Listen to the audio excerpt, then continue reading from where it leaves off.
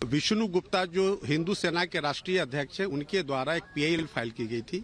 उस पीआईएल में मांग की गई थी कि असदुद्दीन ओवैसी, उदयनिधि स्टालिन जो तमिलनाडु सरकार में मंत्री हैं, बिहार के जो फॉर्मर मिनिस्टर उस वक्त वो मंत्री थे बिहार सरकार में, चंद्रशेखर जो आरजेडी के विधायक हैं, दूसरे जो आरजेडी के विधायक है बिहार में वीर बहादुर सिंह, और उत्तर प्रदेश में जो सपा के विधायक है स्वामी प्रसाद मौर्य, इन सबों के ऊपर एफआईआर रजिस्टर करने की याचिका दाखिल की गई थी।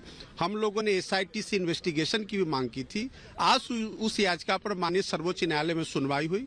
माननीय सर्वोच्च न्यायालय ने उस याचिका को, जो अश्विनी उपाध्याय वाली याचिका है, उसको अश्विनी कुमार चौबे उपाध्याय की याचिका से साथ टैग करते हुए कहा है कि अगले तारीख पर हम इस मामले पर विचार करके और यथोचित आदेश पारित करेंगे।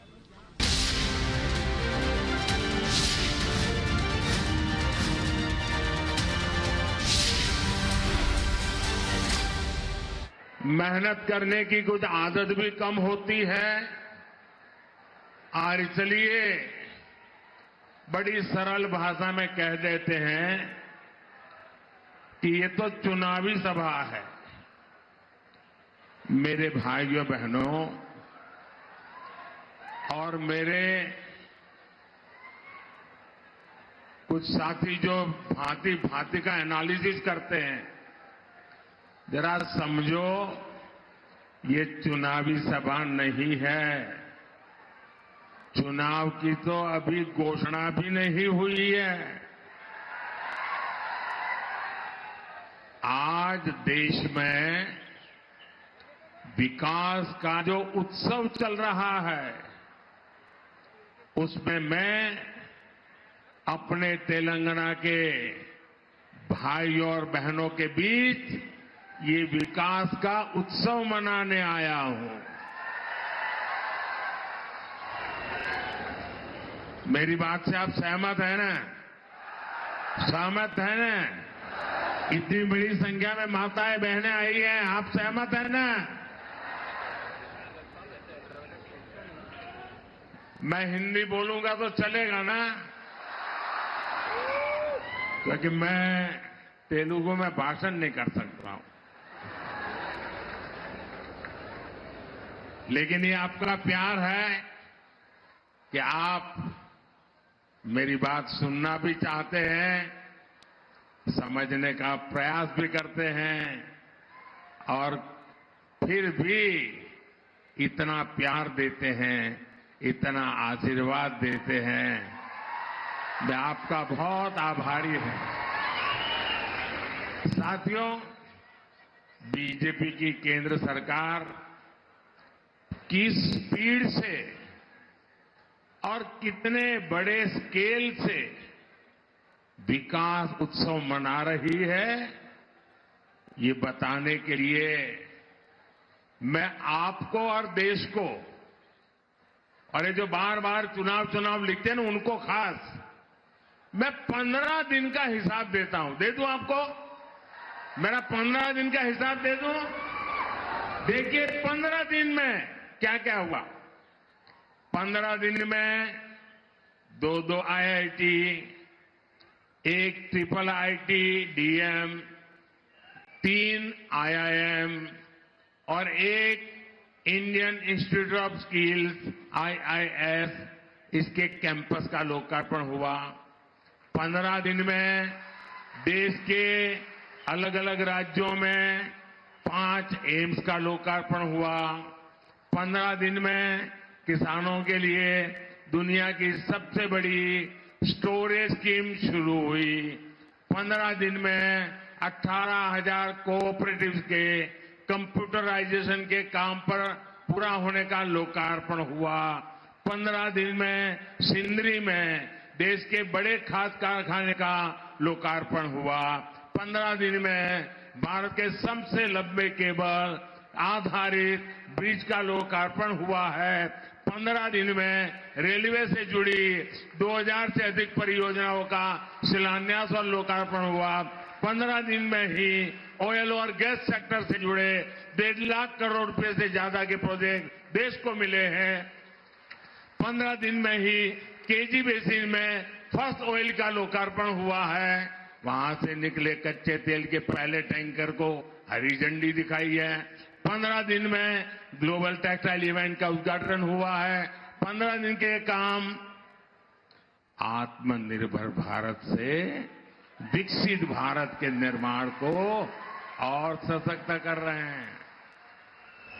अब बताइए, ये विकास का उत्सव है कि नहीं है? ये लोगों के कल्याण का उत्सव है कि नहीं है? ये लोगों की भलाई का उत्सव है कि नहीं है? अरे चुनाव तो जब आएगा तब देखा जाएगा। मुझे तो देश को आगे बढ़ाना है। मैं सही बोल रहा हूं ना?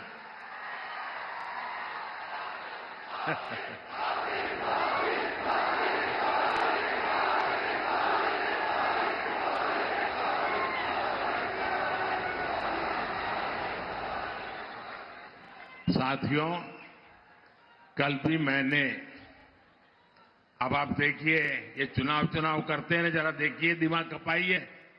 कल भी मैंने दिन भर सभी मंत्री और भारत सरकार के सभी वरिष्ठ सचिव अधिकारी, यानी एक प्रकार से टॉप टीम, करीब 125 लोग, पूरा दिन भर उनके साथ बैठा और क्या किया? चुनाव की चर्चा नहीं की। वहां मैंने विकसित भारत निर्माण के लिए एक्शन प्लान पर एक एक मुद्दे की बारीकी से चर्चा की।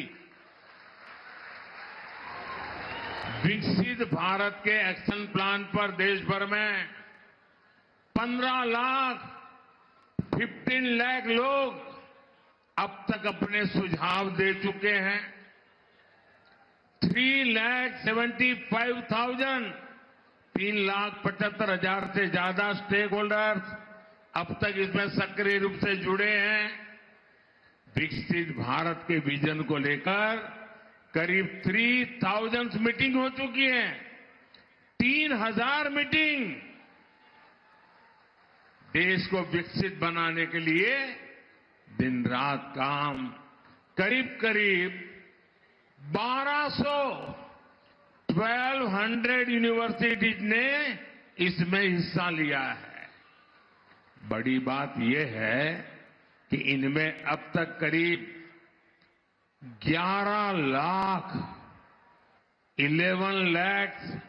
युवाओं ने हिस्सा लिया है, अपने मौलिक सुझाव दिए हैं। जो हमारे युवा विकसित भारत के सबसे बड़े निर्माता और सबसे बड़े लाभार्थी, ये हमारी बहुत बड़ी ताकत है। राष्ट्र के विकास के लिए भाजपा का यही कमिटमेंट है, जिसके कारण तेलंगाना के भी लोग पूरे जोश से कह रहे हैं। तेलंगाना के गांव से आवाज आ रही है। नौजवान भी बोल रहा है, बुजुर्ग भी बोल रहे हैं, महिलाएं भी बोल रही हैं, शहर वाले भी बोल रहे हैं, किसान भी बोल रहा है, मजदूर भी बोल रहा है। अब की बार 400 पार। अब की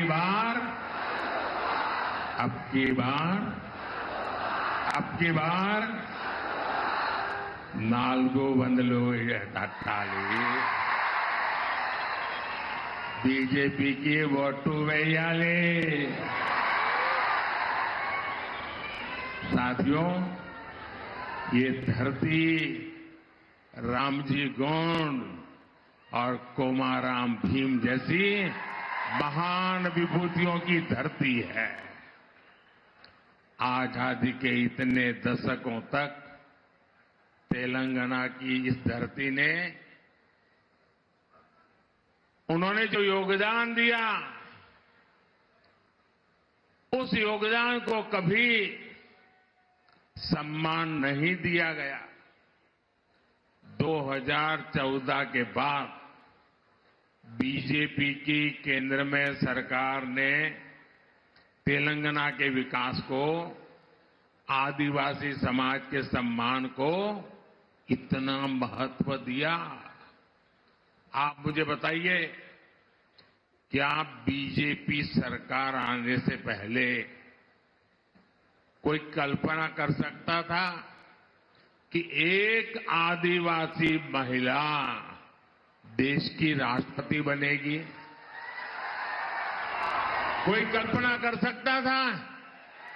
पहले कभी लगता था ऐसा हो सकता है? क्या कोई कल्पना कर सकता था कि भगवान बिरसा मुंडा के जन्मदिन को राष्ट्रीय पर्व के रूप में मनाया जाएगा? आदिवासियों के विकास के लिए देश में अलग मंत्रालय बनाने का काम बीजेपी सरकार ने ही किया था। आजादी की लड़ाई में जनजातीय समाज के योगदान को समर्पित म्यूजियम बनाए जा रहे हैं। ये काम भी केंद्र की बीजेपी सरकार ने शुरू किया है। हैदराबाद में जो म्यूजियम बन रहा है, हमने उसका नाम रामजी गोंड के नाम पर रखा है। साथियों, आदिवासी समाज को सम्मान मिले, ये परिवारवादी पार्टियों को बर्दाश्त नहीं हो सकता।